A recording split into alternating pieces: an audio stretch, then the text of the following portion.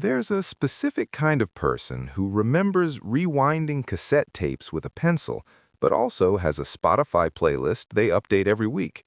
Someone who learned to read a map but uses GPS without thinking twice. Someone who had an analog childhood and a digital adulthood, and who, somewhere along the way, quietly became fluent in both worlds without ever being fully claimed by either one. This is the Xennial. Born roughly between 1976 and 1985, they occupy a narrow psychological corridor between Generation X and Millennials.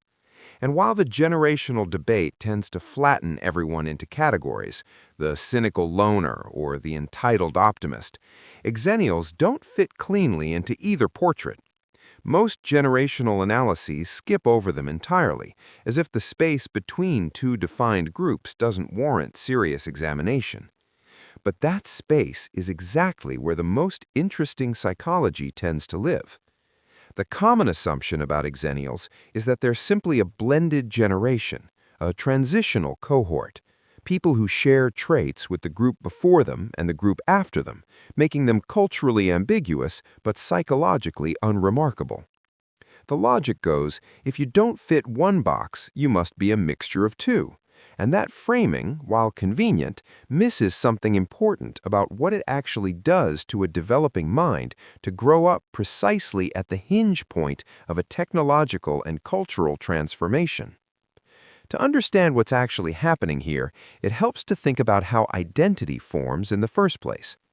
Developmental psychologists have long understood that the experiences we absorb between roughly ages 8 and 18 have an outsized influence on our sense of self.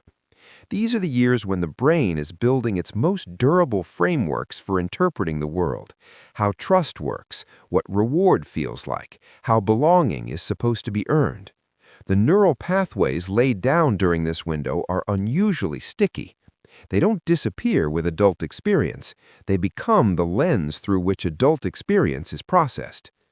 For Xennials, those formative years were defined by a particular kind of duality. They spent their childhood in an almost entirely pre-digital world. Boredom was real and unmediated. Socializing required physical presence. Delayed gratification wasn't a concept to practice. It was simply the texture of daily life. You waited for Saturday morning cartoons. You waited to develop photos. You waited to find out if someone liked you back because there was no other option. Then, in their late teens and early 20s, the internet arrived, and it didn't arrive gently. This means Xennials didn't grow up with digital technology. They adopted it at exactly the developmental stage where adaptability is highest, but identity is still being consolidated.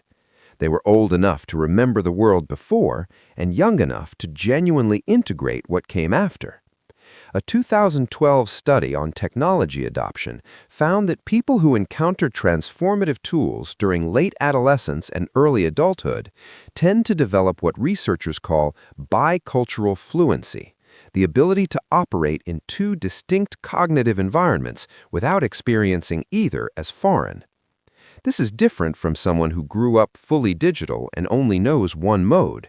It's also different from someone who encountered the internet as a fully formed adult and had to consciously learn it. Xennials absorbed the shift. And that absorption, it turns out, has real neurological implications. The brain's reward system, particularly its dopaminergic pathways, is calibrated during early experience. When you grow up waiting, your baseline expectation for reward latency is longer. You developed tolerance for effort before outcome. But Xennials then spent their adult years inside a system that was rapidly compressing that latency, offering faster feedback, faster connection, faster everything. Their brains had been wired for one rhythm and were now living in another. This doesn't mean they're more patient than younger generations or that they handle stress better. That would be an oversimplification. What it suggests is that they carry an internal tension that most people around them don't experience the same way. A kind of low-level cognitive dissonance between what their early nervous systems were calibrated to expect and what their adult environment consistently delivers. And here's where it gets genuinely interesting. Research in social neuroscience suggests that people who develop in transitional environments, cultures, communities, or historical moments that are shifting in real time often develop more flexible identity structures. The prefrontal cortex, which handles complex social reasoning and self-conception, appears to build more varied associative networks in people whose formative social worlds were less homogeneous. In other words, not having a single stable cultural mirror to reflect yourself in may actually produce a more nuanced internal map of identity. Xennials, by definition, grew up without a clearly defined cultural mirror. They were too young to be the ironic Gen X loner, and too old to have grown up with the internet as an ambient social reality. They had to construct their sense of self across two distinct frameworks. And most of them did this without any cultural vocabulary for what they were doing. If you've ever felt like you understand both older and younger colleagues in a way they don't understand each other, this may be part of why. It's not necessarily empathy in the conventional sense. It's more like having grown up bilingual. You learned two distinct registers, and switching between them feels natural, even when it's invisible to others. The unexpected insight here is this. Xennials didn't just experience a generational transition, they internalized it. The gap they occupy externally is also, in some sense, a gap they carry internally, a space between analog intuition and digital fluency that never fully collapses into one or the other. And rather than being a source of confusion, that internal gap appears to function as a kind of interpretive advantage. Studies on bicultural individuals consistently show higher performance on tasks requiring perspective-taking, ambiguity tolerance, and contextual reasoning. The experience of navigating between worlds, it turns out, builds cognitive architecture that single-world experience doesn't. This doesn't make Xennials better, it simply makes them differently shaped by their moment in history. Every generation is, in its own way, a product of the specific pressures it encountered during the years when the brain was most receptive to being shaped. Xennials just happened to encounter a pressure that was uniquely bifurcated, a world splitting in real time, right under their developing feet. What this reveals at a broader level is something worth sitting with. Human identity isn't just a product of where you belong, it's also shaped by the experience of not quite belonging anywhere. There's a kind of psychological depth that seems to emerge from that in-between position, a perceptiveness that comes from never having the luxury to assume your experience is universal. When you've lived across two cultural and technological worlds, you become more aware that worlds are constructed, that norms are contingent, that what feels obvious to one group feels alien to another. That awareness doesn't always feel like an asset when you're living it.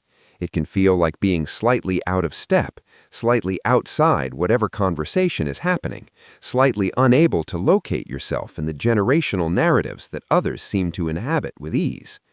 But that same displacement is often what makes Xennials function as translators between older institutional thinking and newer digital native approaches, between nostalgia and adaptation, between the analog weight of the past and the frictionless speed of the present. The psychology of Xennials isn't about being caught between two worlds and struggling to choose. It's about having genuinely integrated both, not as a compromise, but as a more complex whole. Their generation didn't get a clean cultural identity. What they got instead was something rarer, a particular kind of cognitive flexibility that was built quietly, without fanfare, simply by growing up at the exact moment the world changed its fundamental operating system. And most of them did it without anyone acknowledging that anything unusual was happening at all. If this resonated with you, there's a good chance you'll find similar depth in the psychology of people who grew up between cultures, not generations, but countries and identities, and what the research says about how that shapes the brain's approach to belonging. That one tends to land in a similar place.